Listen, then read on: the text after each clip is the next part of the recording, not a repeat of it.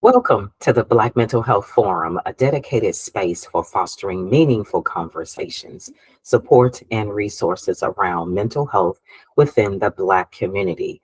Our forums aim to break down the barriers of silence and stigma, providing a platform for open dialogue, shared experiences, and valuable insights. Whether you're seeking guidance, resources, or simply want to engage in a supportive community, you're in the right place. Together, let's nurture a culture of understanding, compassion, and empowerment. Thank you for joining us on this journey towards mental well being.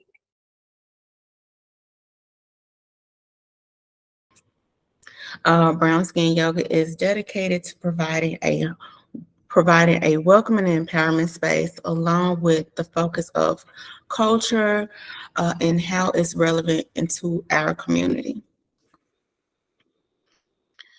What is yoga? Yoga is, when everyone think about yoga, they see these nice fancy poses that they often see on Instagram or commercials or any type of social media platform. And I'm just here to provide a space where I explain to people that yoga is more so of a holistic practice that is combined with physical postures, of course, breath work, meditation, and ethical principles. It is aimed to promote physical, mental, and overall well being. And simply stated, yoga just means union. It's the union between the mind, body, and the soul. A lot of times, what I find that people don't know or they don't understand or they don't truly understand about yoga is that there are 8 limbs to yoga. Mostly what we see on TV are the postures.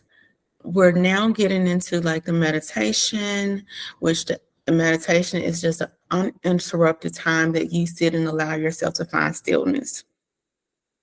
We're also becoming more aware of the breath work. A lot of times, especially in the Black and Brown community, I feel as if we were never taught that breathing was a thing. So just being mindful of the breath, being able to self-regulate and to control the breath. But also, I want to explain that we're also talking about self-discipline.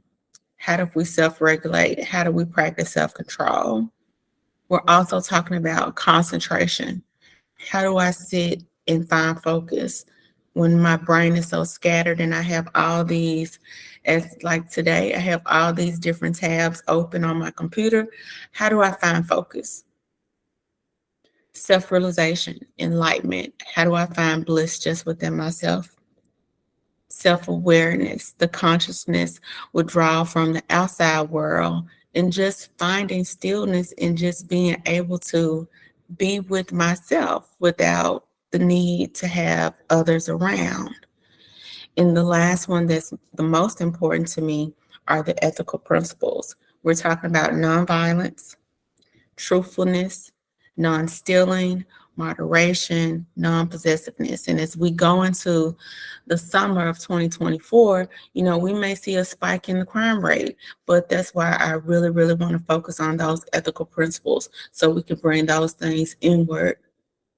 We need to practice nonviolence. We can see that every time we watch the news. And to talk about why do we practice the benefits of yoga, we're definitely embracing a new way of wellness, a lifestyle change. It's a gateway to self-care. It increases energy, strength, and flexibility. It reduces stress and anxiety. Definitely promotes relaxation, finding our inner peace, right? Increasing mindfulness and meditation. And we're really, really working to become the best versions of ourselves. So I'm currently in a program now to become a yoga therapist. And with that program, we are able to go out and provide services to those who may suffer from hypertension, arthritis, any type of chronic pain. So our purpose here is to bring awareness to how we treat ourselves and definitely how we treat others. Going into the yoga therapy program, I wasn't aware that yoga had the possibility to help aid in so many different areas. So we're talking about mental health, the muscular and skeletal, I can't say it today, of course, neurological conditions. We're talking about back care, um, your immune system, the endocrine system. We're talking about the cardiorespiratory system, yoga for cancer patients, yoga for children, geriatrics, um, obstetricians, gynecologists, and especially like when I go out into the field and I'm teaching my athletes and I'm teaching my students within the community, we're talking about tight hamstrings, scoliosis, herniated disc, rotator cuffs, headaches, insomnia, um, PMS, restless leg syndrome, all those different areas where yoga actually have benefits, and it's not here, and as a yoga therapist, we're not here to provide any type of we're not here to take away from your medical professionals. We're here to add to it. We do not have the expertise to diagnose or treat or cure.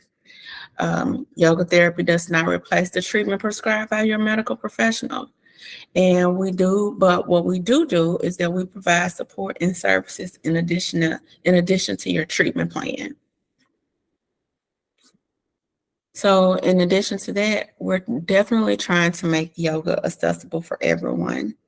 And that may include if we have to modify poses, encourage self-pacing, offer options such as seated or chair yoga for people who have mobility challenges. I have clients that are in wheelchairs. We're definitely trying to provide a space that allows people to feel safe and comfortable. We're trying to ensure that it's affordable for all and respecting others' space and opinions, because we know that with yoga has a stigma, and everyone has not been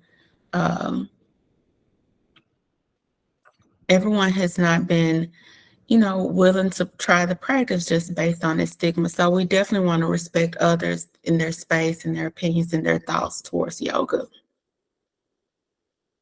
As we go into yoga into the mental health, we definitely want to realize that yoga and mental health, it coincides together. So with yoga, we're offering a holistic approach to well-being by addressing both the physical and the mental aspect of the health. I have a short video, but I don't think I'll be able to play it. However, that's okay. So we want to talk about like our triggers, those things that trigger us. And it's important for us to recognize our individual triggers, because we all have them. It could be what I call like our day-to-day triggers. It could be someone that zooms past you on the interstate and just kind of like irks you a little bit. That's a trigger.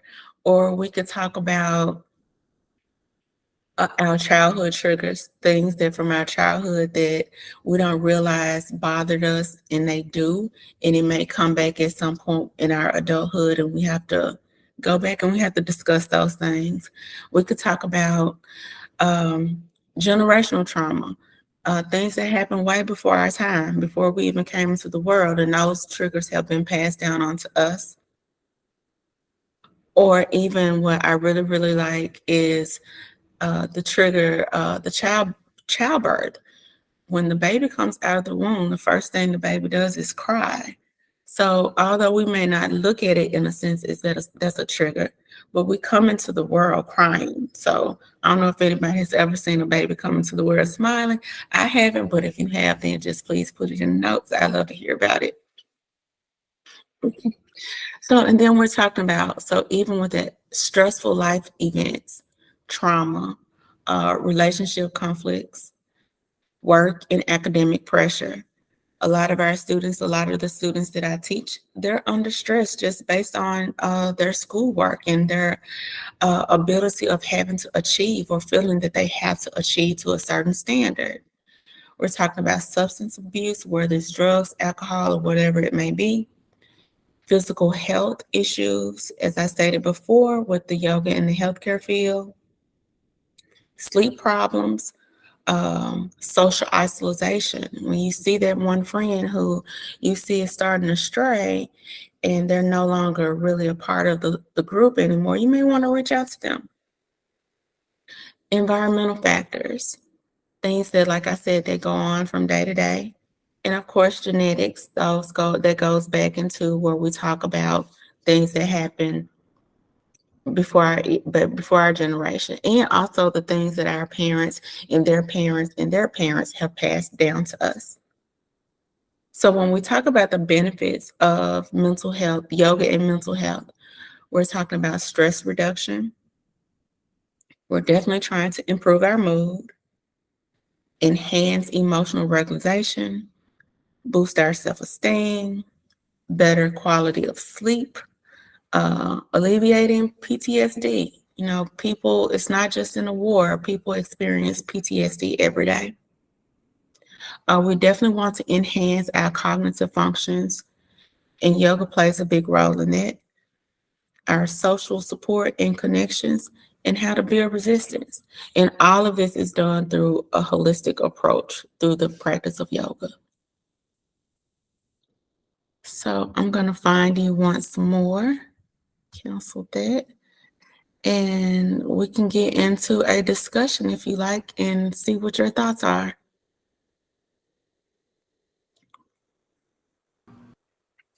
Does anybody have any questions for our yoga instructor?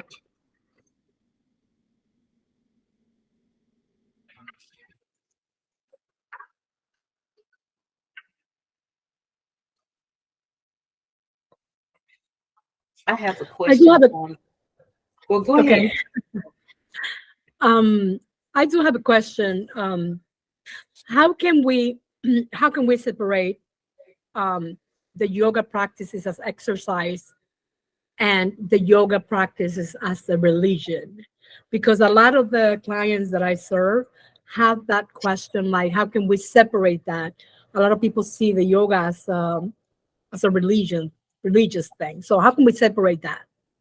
And that's absolutely true. I've experienced that a lot. I personally do not teach anything religious based. And when I go into a setting, I explain that to my clients that I'm not teaching anything religious based.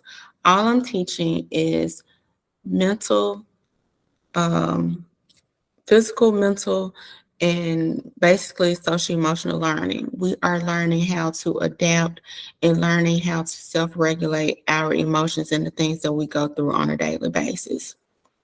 Yoga, I know it has been tied to like Buddhism and different things, but that's completely out of my job description.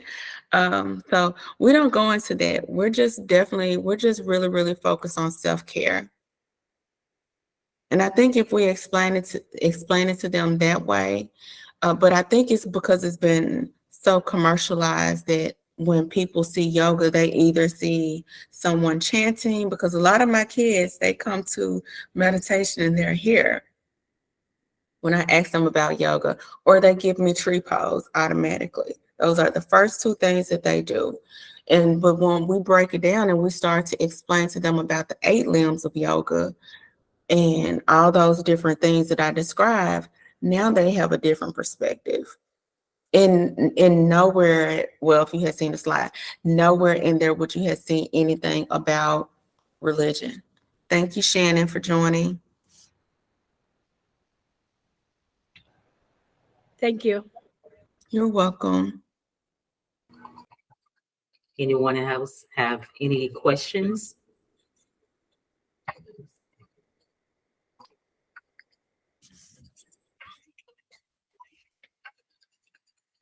Are you muted?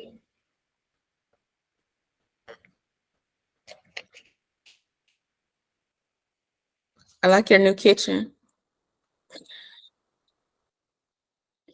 You're still muted.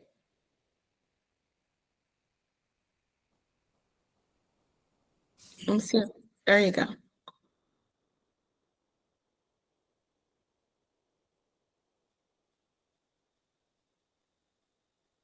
You can put it in the chat and I can read it. Anybody else have any questions?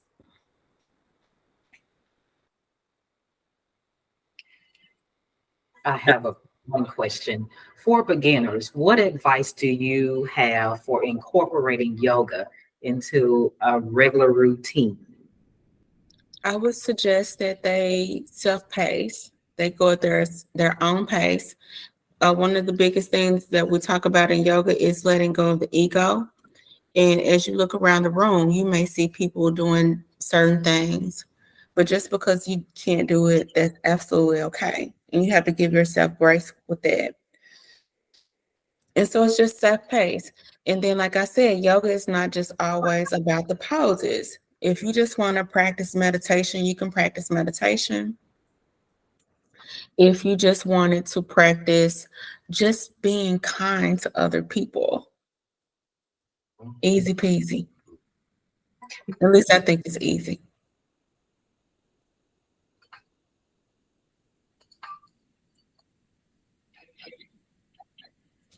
Anyone else have any questions?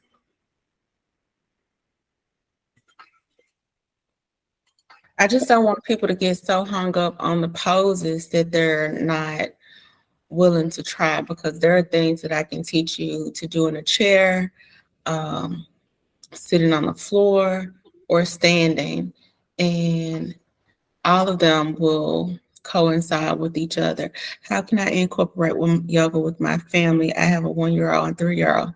Oh, that is super cute. You can definitely do that. I have a friend that's in St. Louis. She wrote a book called Our Family Practicing Yoga. And she wrote the book because her name is Sanjoria Sidnor. And she wrote the book because she said when she went out to do research about or to find pictures of other Black kids doing yoga, she couldn't find any. And so she wrote a book. And kids, I will tell you, they actually love yoga. It looks like play to them. I have 3-year-olds that I go into preschools and I teach, and I'm teaching them right away how to find stillness within their body. They have a lot of energy, and learning how to rechannel that energy and redirect it and to actually find stillness within their body, it's not as easy for them. So to start teaching them at an early age, this is where the impact happens. This is where you start to see the change and effect. So definitely practice with them. Even if they only sit for 30 seconds, and they're quiet for 30 seconds, that's their yoga practice. That's awesome. It really is. Oh, Shannon. My focus is depression and anxiety. Are there any specific poses or anything when it comes to yoga to help people with depression and anxiety? Legs up the wall. So if you can come to the wall, or you can prop your legs up on a chair. You can prop them. If you can get your bottom as close to the wall as possible, then great. If not, that's absolutely okay. But as long as you can get your heart down below your legs, and we're reversing the blood flow, legs up the wall, any type of inversion is good for anxiety, depression, insomnia, any of those, what I call downers, those things that make us feel down. Get the legs up and above the heart. That's awesome. Thank you. Yeah. And definitely your breathing, definitely starting to tap in and focus on the breath. I had a cousin, he just recently passed away, but I was telling his mom while he was in the hospital to tap him. You can tap here, but it helps with self-regulation. We could tap the shoulders. We could tap here. We could tap here. But it definitely helps bring down that, it definitely helps with self-regulation. So even though with Michael, he was, but he He had been sick. So, but just bringing that awareness and keeping those muscles engaged and keep that energy flowing through the body is definitely very helpful. Yep. Yep. I've heard about how tapping helps our bodies. It does. But the thing is, nobody never taught us that. I'm like, seriously, we've been here all these years and no one has ever explained any of that to us. Yes, I've never heard of it before. Oh, Google I've it. never heard of it. You can just come here when you start to feel anxious and feel that anxiety starting to flare up. I normally go here with mine because this is where I feel it the most. Okay. Thank you. Anybody else have any questions or comments? I know when I was in yoga some years ago, and I've got to get back in it, I loved it. I really enjoyed it. And I think for me, just to be transparent, I've gained so much weight over the years since I've practiced yoga. Back in my early years of college, it's like I'm just too fat to get back into yoga, but that has nothing to do with it. It has absolutely nothing to do with it. I teach so many different people, so many different body types. Body type has nothing to do with yoga. Yoga is here. I read an article once about this old guy who said he would go down, he stayed in like a high rise, and he would go downstairs every day, and he was also blind. He would go downstairs every day and he would sit. And he would go back upstairs and he would tell his daughter, I'm practicing. His daughter would ask him, what have you been doing downstairs all this entire time? And he would say that I was practicing yoga. And she was just like, but how are you practicing yoga? But yoga is just here. It's what's going on here in the head and within the mind. And just him finding stillness and just even just being around people or just observing the space that he was in, that's still practicing yoga.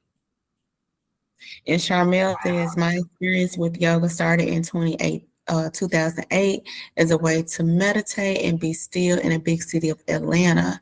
I moved back to my hometown in 2018 and found out about BRWNSKN Yoga, and I was elated that she also had classes for kids or girls empowerment, and it has been 3 years since her daughter has been coming to my class. It is her weekend ritual because Shawandra is great with our girls and she literally cares. I really do. If I had this when I was a kid, I probably would have stayed out a lot of trouble. I probably would have been And I see that when I go into the schools. I was in a school yesterday and I was teaching the children yoga, and one of the little girls, I was asking them, I was like, so did you like it? And one of the girls, she was like, it was okay. And then I was like, oh, okay. And I allowed everyone the opportunity to speak. And then once she realized I was coming back every week, she was like, you coming back next week? And she was like, oh, I loved it. And I think also that just making that connection with them, letting them know that I'm not just here for show. I'm not just here for one day. I'm not just passing through. I'm here for you.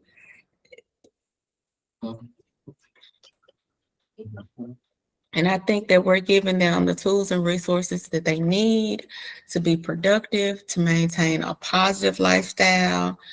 And they need that. And they also want to hear someone actually say it.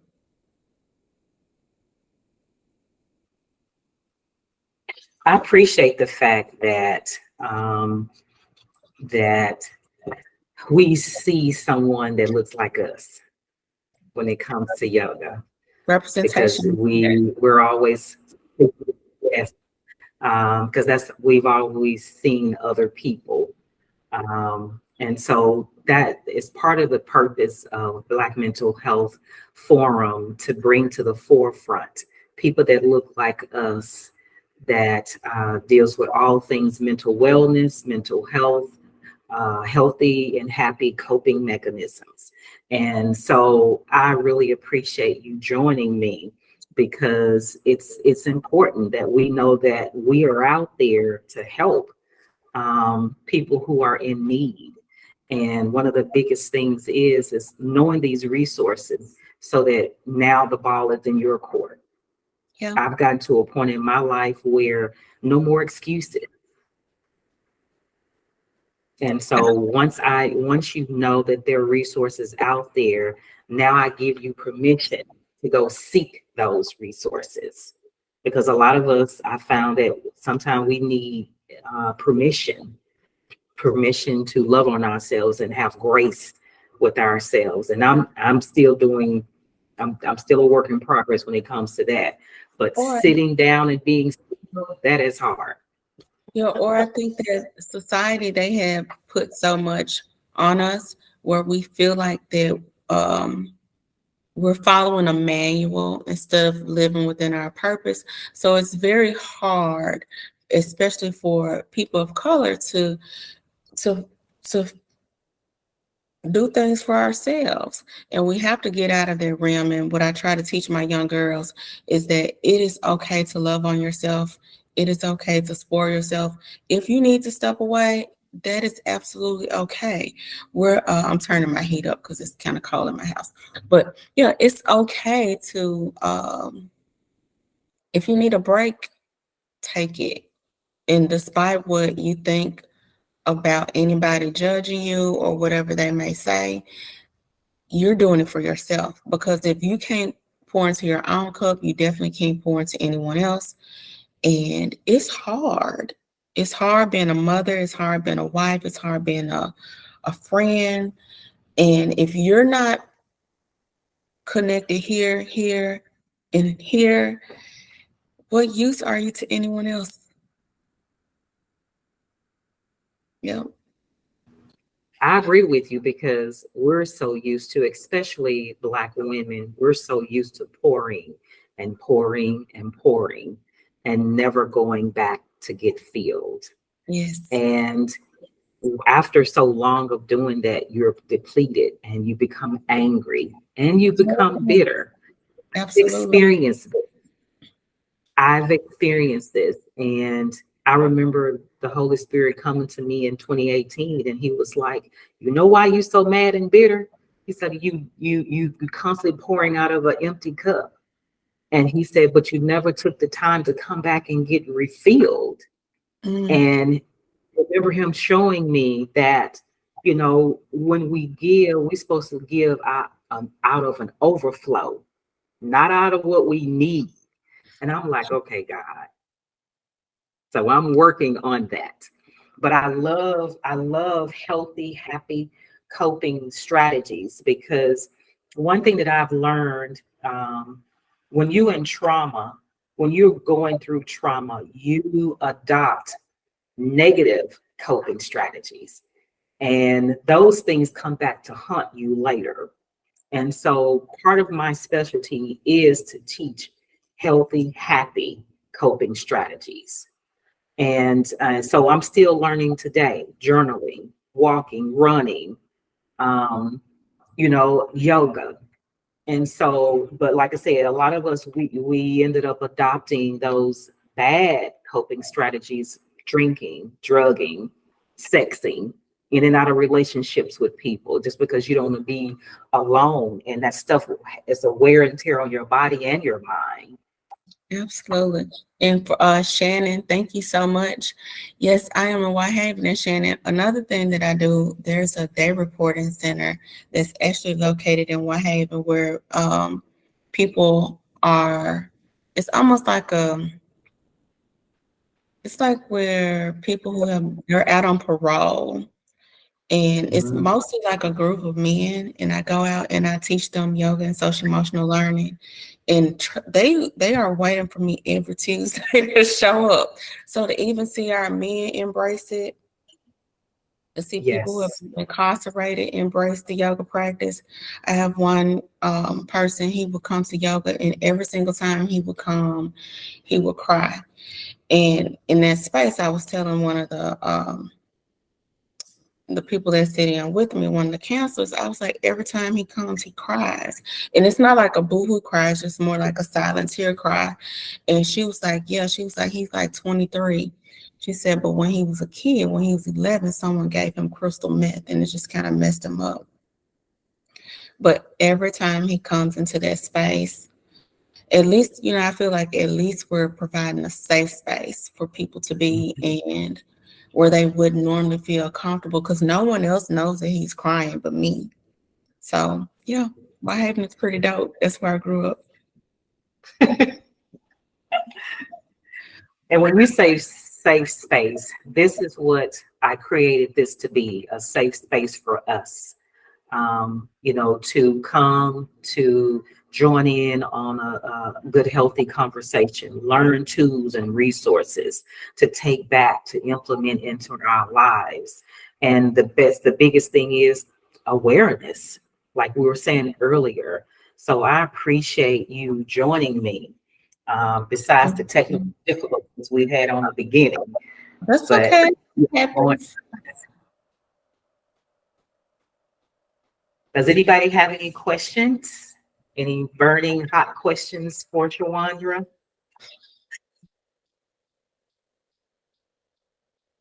And if not, that's okay. It's okay if we end a few minutes early. We appreciate you joining us, taking time out of your lunchtime to join us. Shannon says, what about seniors? Yes, I have seniors. A lot of times I just typically do like chair yoga with them. Derek, I'm gonna let you do the chair, the couples yoga. I'm gonna let you do the couples yoga. I mean, I'm down for that. but I feel like with this is my thoughts on that. It depends on what it look like. I feel like if it's gonna be yoga, if it's couple yoga, then the couple shows up. But as far as like encouraging intimacy through meditation, I think that's a big, I don't know. That's just my own opinion. I sort of kind of feel like that's a takeaway from the actual yoga practice. I mean, I know that there are some people that, you know, do things for that particular that's beyond I don't know. That's just, I don't know, couple and intimacy. I mean, if y'all intimate, y'all gonna be intimate anyway. Y'all intimate through meditation, y'all gonna be intimate through whatever it is that you do. But I don't want to take away from the true meaning of yoga. Is there a such thing as the couples yoga?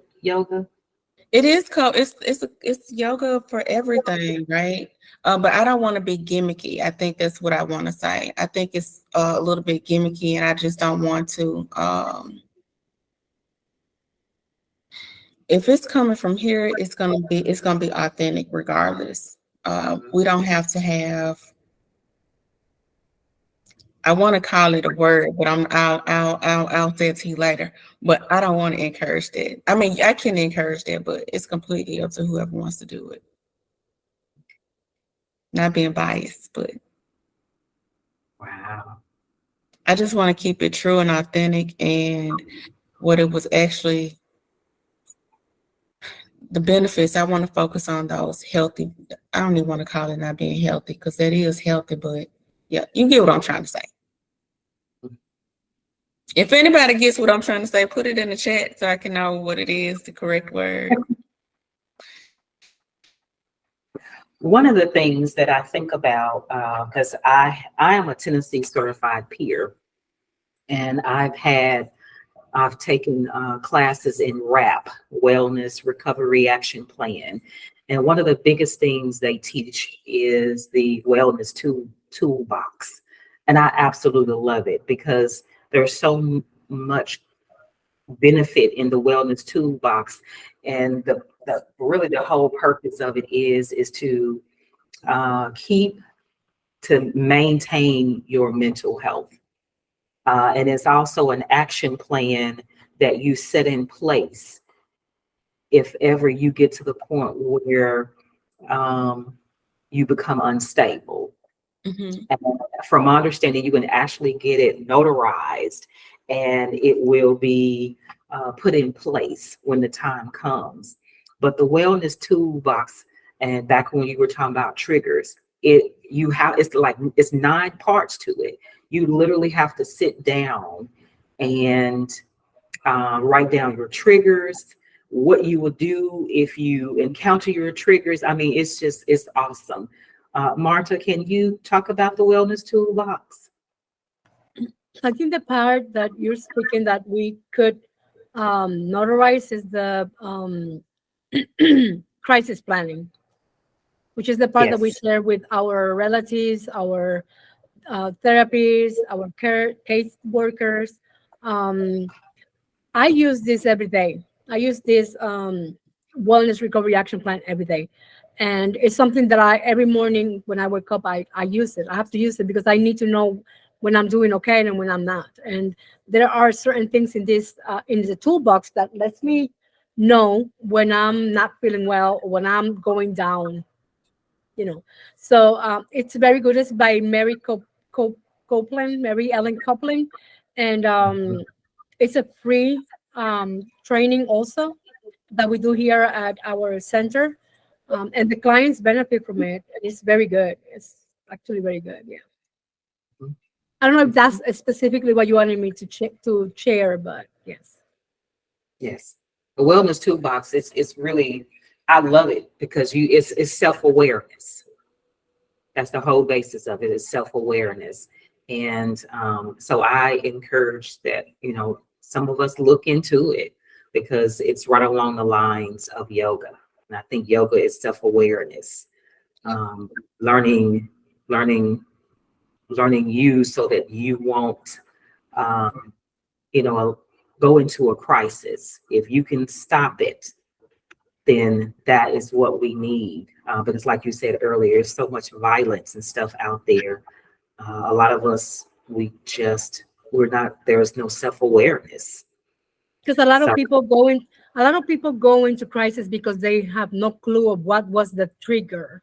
And so mhm, with the wellness recovery action plan, that's what we're trying to get everybody to know. What is the trigger? Why did I get this way?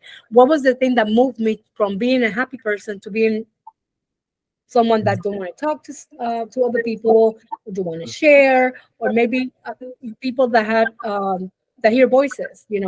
What was the thing that triggered the voices? And that's what we're trying to get with this wellness recovery action plan. It's very good. yes, it is. I think it's very beneficial because I'm in Memphis, and I think it's very beneficial to collaborate with us, regardless of where we are. But right here, we have the resources also. We don't always have to cross the state line. And that's one of the things that I want us to know. Mhm. Well, if we don't have any more questions, I want to thank each and every one of you for joining us. Thank you for being a part of today's Black Mental Health Forum. We hope this session has been enlightening and empowering. Remember, your mental health matters, and reaching out for support is a sign of strength. If you have any questions, need resources, or want to continue the conversation, feel free to contact us. Let's keep the dialogue going, break the silence, and together build a healthier, more supportive community. And until next time, take care and prioritize your well-being. Thank you. Have a blessed one.